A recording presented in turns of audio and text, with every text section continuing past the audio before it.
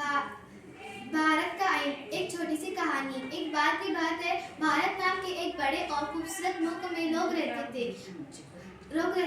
सबको एक ऐसा कानून चाहिए था जो सबके लिए बराबर हो और मुल्क को सही तरीके में चलाने की मदद करे। एक दिन सब लीडरान इकट्ठा हुए। उन्होंने कहा, एक खास किताब बनानी चाहिए जो बताइए कि मुल्क कैसे चलेगा। इस किताब का नाम था आइन। किताब बनाने के लिए एक टीम बनाई गई जिसे कहा गया दस्तूर साज असेंबली। इस टीम के सदस्य थे डॉक्टर राजेंद्र प्रसाद और इस किताब को लिखने का अहम काम किया गया डॉक्टर बाबा साहेब अम्बेडकर को, जिन्हें लोग एहतराम से आइन का मेहमान भी कहते हैं। आखिर 26 नवंबर सन 1949 को ये खास किताब तैयार हुई। सबने खुश होकर कहा, हाँ, हमारा मुल्क अब बेहतरीन तरीके से चलेगा।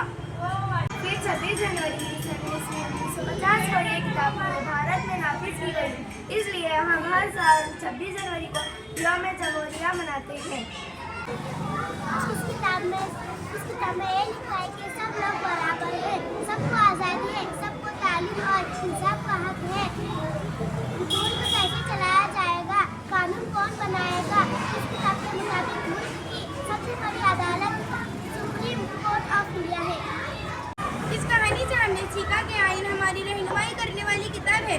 यह हमें हुकूक देता है और ये सिखाता है कि हम सब बराबर और जिम्मेदार शहरी हैं।